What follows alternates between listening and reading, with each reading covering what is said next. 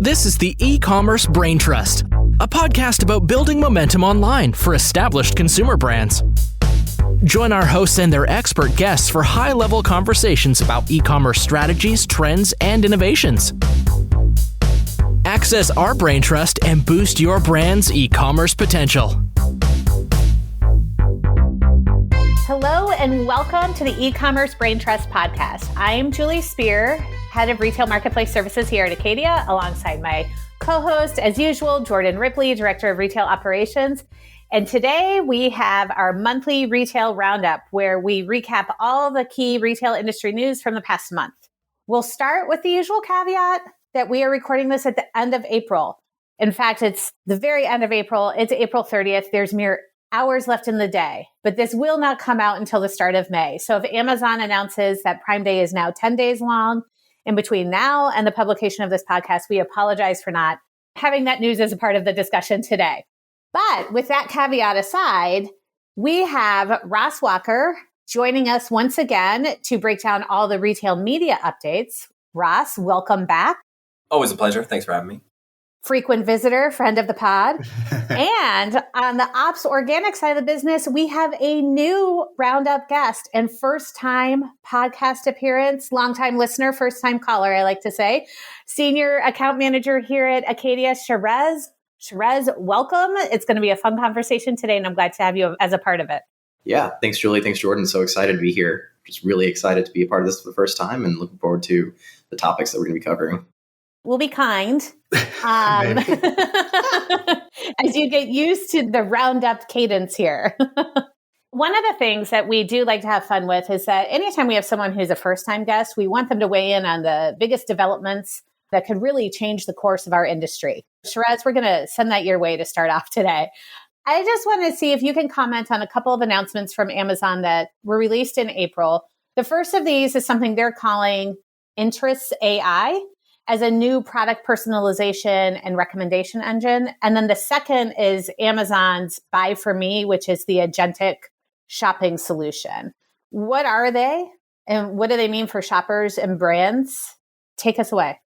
Yeah. Starting with Interest AI, it's a new upcoming feature that matches new products to shoppers' personal hobbies and passions. Basically works by letting customers enter a detailed description, basically a prompt, such as innovative kitchen tools and cookbooks to level up my cooking, or brewing tools and gadgets for coffee lovers. Shoppers would go to a section in the Amazon shopping app and enter those prompts, and they can enter multiple prompts for different interests. So basically, Amazon will browse for those products and send updates and list that in that section of the Amazon app, as well as your homepage feed.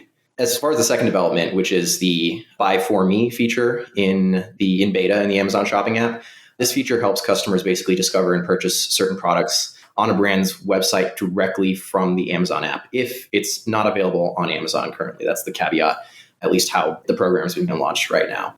And as you mentioned, it's an Agentic AI feature, which uses AI to place an order for you on a brand's site. Both really interesting AI-driven developments by Amazon. To me, the theme here is this is something that a lot of sellers, I think in the past, have really been predicting. Is Amazon really trying to, one, both gain some additional really access of control in the overall e-commerce space and going from not just a marketplace, but to really a facilitator of e-commerce shopping, and to using AI to also change how the algorithm basically functions. Starting with the developments with Interest AI, alongside Rufus, AI shopping guides, review highlights, all of these changes are Amazon optimizing their marketplace with AI as much as possible. For customers, this means a lot of saved time, I think, and with the AI operating autonomously in finding new updates, that's reducing the repetitive manual searches that we know exist today on Amazon.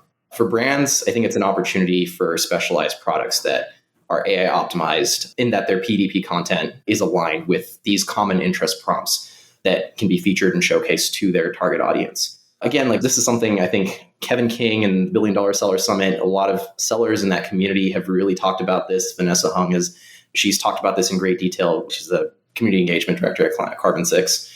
Really, it's we're shifting from a volume-based search to a more personalized, intent-driven experience where discovery is based It's basically shaped by the individual shopper persona rather than the broad keyword trends that exist today. So the big implication here for brands is if you're sleeping on the optimization of your products, your PDPs, and sleeping on the including information and terms that speak to customer intent, that speak to the value for the shopper, you're going to be missing out because this is moving more and more and more. And so it's really important that when we're looking at optimizing PDPs, you cannot sleep on Rufus, Cosmo, any of this at all. It needs to be a part of the regimen. Right. And the one thing I'd add there also is making sure to take advantage of and leverage DSP, AMC. Targeting audiences is especially essential. The future of monetization of search is becoming monetizing audiences. This is a great example that Vanessa Hung had mentioned in the $1 Billion Summit, which is if you take a fitness influencer, a businesswoman, and a professional musician all going to the same party, and they search for a party dress. Amazon wants to be able to have each of those segments viewing a different set of search options, going from the traditional keyword-based to queries that are very personalized. And DSP and AMC are going to be the tools to really make sure that you're getting in front of those audiences. So you're catering to Ross with that. Yeah. It's like man, we didn't even need any more intros to give Ross more airspace, but I sure appreciate that. The thing that is interesting to me, to Julie's point, we talk a lot about how brands adapt to this shift, like how can they adjust their content, how can we optimize for that? That's a lot. We spend a ton of time thinking about that internally and updating the way that we optimize. But the other side of that ecosystem is like, how does Amazon understand the customer, right? And I think these start to ingrain that more and more in the platform. I think that's surprising to me is one of these, I think, is like a friction reducer. The buy for me, that's something that's taking steps out of the shopping journey and making that's a no-brainer to me that this agentic technology exists. Amazon is all about getting you from visit to purchase as quickly as possible and is without any friction. The thing that's weird to me is Interest AI is like a friction inducer in my mind. It depends on how it's implemented, right? I think this could be implemented smartly, but it reminds me of Quora back in the day. You would log into Quora and it's like, tell us 20 things you're interested in so we can serve your content. It's like, that's a painful user experience. It was important in the time to understand that. But it's like, Amazon has so much data on its users. The fact that people would self-select interests around here, to me, like that's what's interesting. But again, it's perhaps they reduce that friction over time. I feel like Ross has that. Yeah, I think it's like not quite an apples to apples comparison, because I think what Shahrez is putting his finger on is what Amazon is trying to get ahead of is how people are experiencing e-commerce and the internet in general through the lens of AI, through the lens of less of a search volume, keyword-based interaction and more of like a query conversation-based interaction. That is, I think, that trend is happening. And I don't know if we really even know yet how that's going to net out at the end of the day. But Amazon here, I think obviously they're not trying to kitchen at any stage, but I think what they're just telegraphing is like, more and more people are going to be having conversations with Rufus on Amazon. And that's probably not friction inducing if that's the stage of the buyer journey that you're on. And that's, I think, where this hinges, like how much of that can they glean naturally from people interacting with Rufus versus how much do they have to extract via adding steps into the shopping journey? My guess is like not much at all. Intent-based queries are going to be super clear versus like more interest-based. I'm just gabbing with Rufus here. Another vertical to gab. Just like more billions of dollars to waste chatting with AI. Oh gosh, that just is a sad thing if that's ever the direction. Let's bring back my favorite part of the monthly roundup. It's not only our witty banter and compelling insights, it's the hypometer, the hypometer, whatever you want to call it. What is this one on a scale of not too much impact to 10 in terms of its impact for brands? Let's look at it through the brand lens in terms of an update. I would put this pretty highly. I think the transition and the fact, again, we don't know what this is exactly going to look like. Amazon is making these sort of piecemeal changes, but what is there going to be some kind of overhaul in the future? We can only speculate.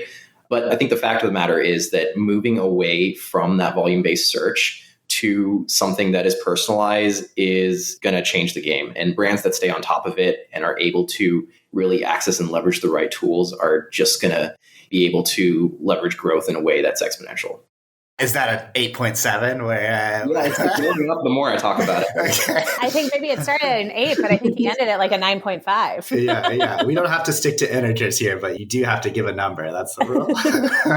Ross is going to come in at the middle. Talk to us. No, the meta-analysis of my hypometer scores it was actually terrible last time. So I'm going to just squarely put this in the hype. I'm going to say this is a 9 on the hype score. Amazon is telegraphing where they see the search experience going, and brands that get ahead of that are going to see a big. Mm-hmm. Shahrez nods at a Agreed. 9. I fear that was too conservative for sure. Somewhere in the 9 zone. It's only your first hypometer, so Yeah. I need to get a couple iterations going. Moving on to the next thing, which is, again, maybe not as futuristic as this whole buy for me agentic solution, but still kind of in the zone of Amazon reaching its monetization tentacles off of Amazon and into other platforms and ecosystems. Ross, we saw this, what seems like, I think, a minor change from changes in the console perspective, but could have increasing impact over time. And that's the idea of spend controls for the offsite sponsored products placement that's been around for some time, but has had little to no control around it. So I'm just curious, your take, do these spend controls, do they feel like they get us to where we want us to be? Do they feel like a half measure? How are we using them? What does that look like? 10 on the hypometer for value add here, because leading with that. Coming out of the gate. Yeah. Okay, on to the next. No, you're going from zero control over offsite placements to some control, and that's really valuable. As an agency, I will say, broadly speaking, we are minimized spend for like every single campaign because the performance has not been good, but also the spend as a percentage of total has been in the less than 0.1 percentage points of our like average advertiser spend. So it's been just like a weird drain on your, you know what I mean? It's like a very faucet. Yeah, just a very small leaky faucet. And now you have the ability to like not turn it off, but tighten it up a little bit.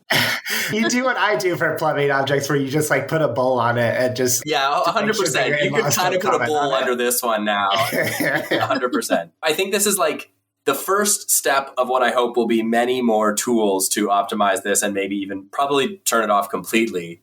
Amazon's done a few things in this realm in the last few years, right? With DSP, they added by default all Amazon-owned inventory was natively included in all campaigns, whereas in the past you had to select them all. That meant that a lot of advertisers who weren't paying attention were like starting to purchase a lot of inventory on platforms that they didn't intend to. Amazon obviously added the offsite media. They added a couple of other controls, like Amazon can automatically spend more than your campaign budget if the like budget for the whole month wasn't spent. So like daily caps were removed up to 100% of the daily budget if Amazon saw the opportunity to spend. There were a lot of these cost controls. Lack of control was added, I would say. Giving us back a little bit more control is always a benefit. Although I will say right now, there's no way to bulk adjust all your campaigns yet to fix this, neither in tools or through Amazon's native platform. So it's a lot of pointing and clicking for the next little bit. This feels like I would chalk this up. Every ad platform has a noob tax, which is like, I don't understand the ad platform, but I'm spending some money on it, and you're going to see some leakage accordingly, like Facebook's audience network, like their Meta. And so I feel like this is another one of those where it's like the noob tax is slightly reduced. Yeah, I actually just cue that up for like a future podcast. We should do a noob tax episode. Just like really go through all of them. It's a fantastic project. Mental note. Well, let's shift it on over to Walmart. And another one for you, Ross, is this not a shocking update, but I think impactful update in Walmart media is the rollout of Vizio inventory for media buying through Walmart Connect. Another one, which didn't necessarily get as much attention, but I know is an exciting one for our team. It's the ability to do advanced targeting for Walmart on-site display. I think together these really show some meaningful steps in Walmart's ability to determine where ads show up and who actually sees them. Can you walk us through these and what your take is? There's a couple of things. I mean, the bigger announcement is the new platform here, like the Vizio placements. And part of the reason why that is important is like in the great game of like retail media networks, Walmart is now buying their way into having more unique inventory. So having unique inventory is a real proposition for any retailer to have, to advertisers to say, oh yeah, do your brand media buying with us because you can get in front of a set of customers that you can't get anywhere else. Amazon does this with Prime Video and Twitch and IMDb TV and its owned and Freevee, and its owned properties. Walmart, I think, just wants a piece of that pie.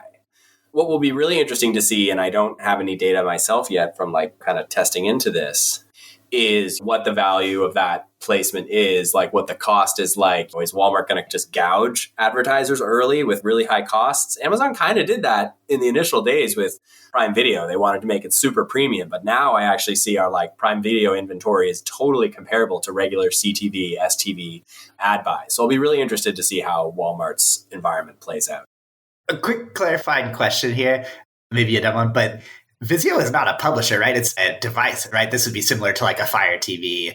To me, the play here is you get measurement, you sort of get end user activity on those devices, but there's no Vizio publisher network. I feel like that's a key distinction here is I have Prime Video that I own and operate media that I can buy into, but Vizio, it's I get that end measurement and I get some distribution on there, but I don't own content. Am I thinking of that the right way? I think you are, but I feel like there's going to be opportunities to treat it like it's a publisher. And that's why I speak of it in those terms. I think I have a Samsung TV at home. The homepage, there are definite ads. Sure, yeah, okay, sure. It's monetized space. So it's okay, no, it's not a publisher per se, but it is. Like a Roku or... Exactly. Yeah, it is in the sense that it has access to put ads in front of people when they're beginning there or midway through their TV experience. And I think you will probably see an integration of more publisher type opportunities arising as well. I'm thinking your hype on this one is on the positive end here too, Ross. Is this Ross being really enthusiastic? All hype all the time? Yeah, all hype all the time. I'm going to say I'm 5 on this one because I actually don't have a strong sense that this is a huge unlock for Walmart just yet. Okay, more to come on this one. More to come. I do like everyone revealing their TV manufacturer device of choice, though. We'll make sure that's a part of it. I too have a Samsung, in case anyone... Last media-related question. We'll kick things back to Shahrez in a second for some inevitable tariff talk. But the buzz around, I would call these native bid boosters, but this idea of we've always had AMC audiences that we could apply to sponsored products and get some amount of bid manipulation from that. But we're seeing examples now of individual, I think they're pseudo AMC audiences essentially that are appearing natively in the console. So a high value user or these sorts of things that I can just do within my ad creation workflow rather than having to ingest information from AMC. So there's some nuance to this one, but I'm just curious what you see as the impact around this, any sort of initial experience of using these sorts of audiences as they appear in the console. Yeah, I mean, the first thing I'll say is I like that in your mind, we've always had AMC audiences. It's just Right. Well, it seems like that. No, I have a 12-month look back period for my brain. Yeah. So if it doesn't fall in that region, it's gone. Yeah. But it is in general, the data that we've got from our Amazon partners is that AMC is still vastly underutilized by the majority of advertisers, right? Big and small. And we meet with lots of large brands all the time. And they're really interested in getting more out of AMC, and they just have not tested any audiences even a little bit. They don't even have a roadmap for what to test. What Amazon is doing here is what they've done with a lot of their other ad products in the past. Is they're making it easy to access and utilize. Taking something that's kind of bespoke, an AMC custom SQL based audience, and making it an off the shelf one click ad to you. So it's the equivalent of sponsored display is to DSP as these native audiences are to AMC audiences. So you can't customize the parameters. You can only select what they've given you, but it gives you the option to start testing into the value of modifying your bid based on customer behavior. And that is definitely where all search is going. As Shahrez started out talking about at the beginning of this conversation today, is we're not really going after keyword search volume anymore. I'm after the user behavior. What have they been searching for? What have they bought? What have they been looking at most frequently? Those are now way more important signifiers to intent than keyword search. This is the beginning of that. I will say right now, our custom AMC audiences are outperforming the native ones because we're adding specific parameters for the brand, for the product, not just this kind of broad off the shelf audience. I mean, similar to what we've had on programmatic side where you would have an Amazon high value audience or something, which is sort of like, if you don't want to build your own custom audiences, you can layer in this Amazon created audience. And it seems like this is a similar proxy for sponsored ads. 100%. And like, we're actually seeing lots of little like AMC things popping up in the ad console. So this native bid booster is one, but the like customer path to conversion widget that shows you like, oh yeah, DSP contributes the most in terms of multi-touch attribution in the customer journey. It's like, oh, okay, that's great. That's a native AMC query. So we're just starting to see this AMC-ification of sponsored ads. And what we're hearing is in the future, there probably won't be such a separation. It will just be like AMC will natively be available to all advertisers. And like most of the features will probably just be directly integrated with Amazon. I mean, ads. AMC-ification. A new term came out of this one. I appreciate that. Well, less fun, but it's Tariff Corner. I feel like the past number of podcast episodes, there has been a tariff point in the conversation. I think, Jordan, we need to have like Tariff Corner. Yeah, it's called Tariffin. And we just riff on that. There you go. Oh, man. I'll just move right on past Yeah, that. please do. There was an article recently from Wired where they had conversations with a lot of the price tracking tools that are out there, like Keepa, Feedvisor, Camel. What the consensus was in the article that they shared was that we really haven't seen meaningful, widespread increases in retail prices on Amazon. Even it was, I think, just in the news yesterday that Amazon, I guess there was even point in consideration that Amazon would they were considering indicating on the platform if it was a tariff impacted price or not. I'd like to see what badge they chose for that. But we won't see it. It's not going to happen. A teardrop tattoo. Yeah, it's a sad emoji. But anyhow, I digress. We haven't seen those impacts as widespread yet. You're close to this with Shahrez and talking with brands and what you're advising your brands as well. What's your take on this? Are we kind of like, it's the quiet part right now and we're about to see it in the next couple of months? Or when do you anticipate that we'll start seeing more full-scale price increases? Yeah, I mean, I think it's a little bit of both, although more so I would say it's on the quiet front at this point. This really tells me a couple things. One is that sellers on Amazon are reacting with a lot of care and consideration. Right now, they aren't giving into any expected panic and really sort of anticipating the changes and behaving in a smart way.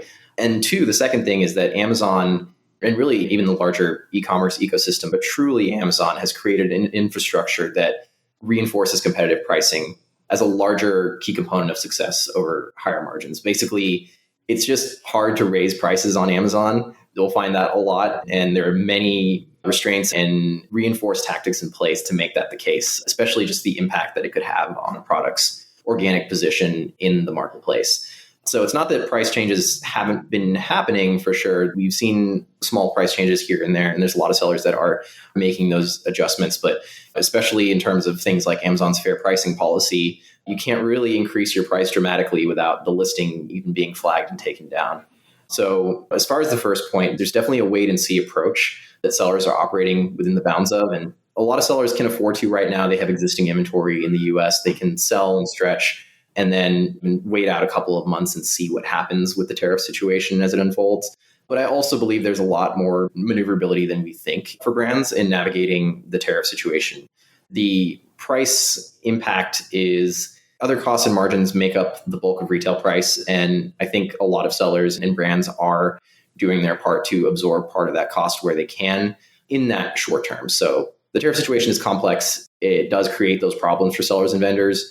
But there is a level of faith, it seems, in being able to tread water and wait and see what the situation will be. Now, how long that remains, and if the tariff situation stays the same or gets worse in any way, that's definitely going to change the response, I feel, from sellers, and it might lead to a more dramatic uptick in price. July, August, that's when I see inventories post-Prime Day. Right.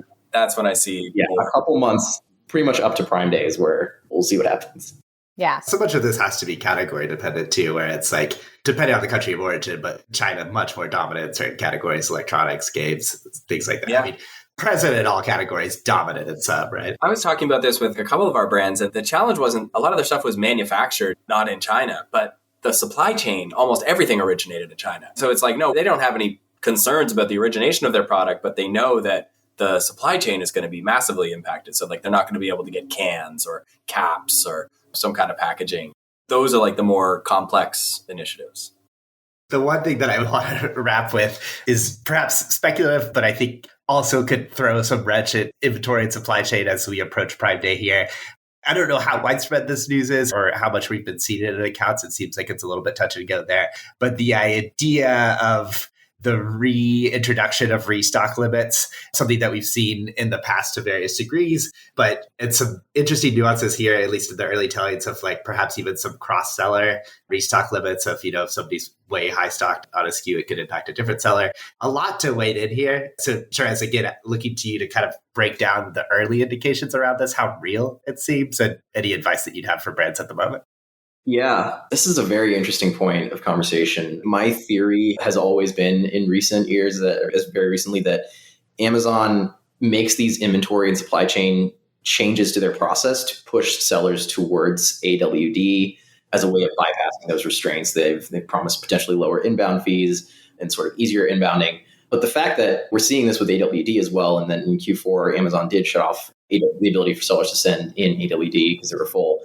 I do think this is speaking to something greater. It's to be determined, I think, what Amazon is going to end up doing. I don't think we're going to reach the dark days of COVID of 2020. But I think one of the key things here is there's a difference now compared to 2020 in which Amazon appears to be factoring in things like a lot more your on-hand inventory, what's already inbounded, your IPI score, recent sales, and sort of factoring in your inventory performance into what they're going to allow you to be able to send. That's pretty interesting. I think the best defense here for sellers is to make sure that they don't run into those stockouts or lost buy box opportunities, anything that's going to indicate to Amazon that your inventory performance is not meeting sort of what they're desiring.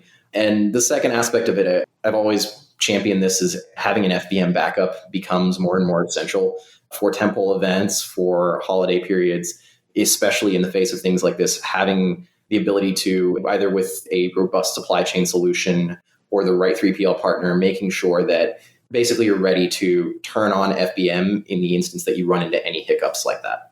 Always important to have a plan B when you're dealing with Amazon. Well, I feel a lot more informed about what's been happening in the world of retail media and marketplaces than I was when we started this conversation. So thank you, Ross, as always, your continued wisdom, insights, and steady down the middle hype. I'm turning the corner. I know, it's a whole new Ross. I can't keep up. Shahrez, it was fantastic having you on. I can't wait to have you back. You were steady and cool through the whole rapid fire roundup situation and offered great insights as well. So you've just earned yourself another seat back at the table here. So thank you both for joining us today, and we'll catch everyone next month for the monthly roundup. Thanks so much. Thanks so much. Blast.